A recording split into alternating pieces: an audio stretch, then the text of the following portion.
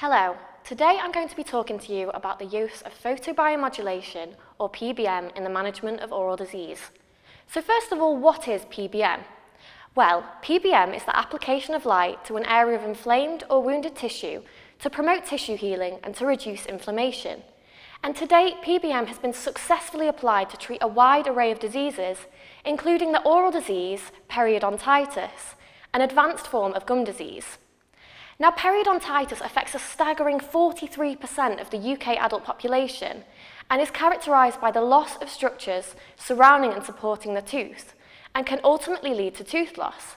Therefore, you could potentially think that putting your gums in the spotlight could be a good thing.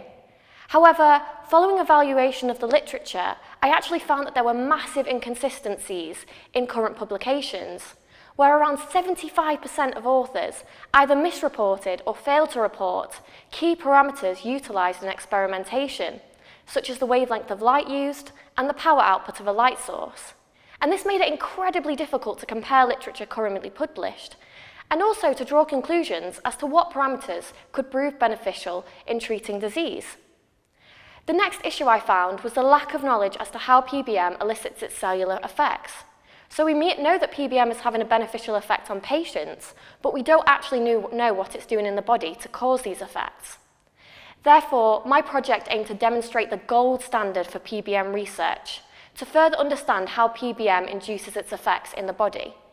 In order to do this, first of all, I fully characterised a light source developed in our laboratory, emitting wavelengths spanning the visible spectrum from blue light all the way up to red light. And this would provide clear guidelines as to how authors should conduct their PBM research. And not only that, but would ensure the reproducibility of our research and also enable us to compare our findings with current literature. Following on from the full characterization of our light source, I then went on to evaluate the effects of PBM in the body. And I found that actually blue light proved most effective in inducing increases in markers for tissue healing and decreases in markers for inflammation, such as cytokines. Therefore, I've found in my research that I have a fully characterized system to evaluate the effects of PBM in the cell.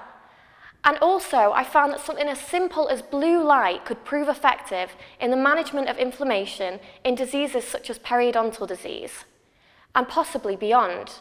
So I think it's time for us all to step into the spotlight. Thank you.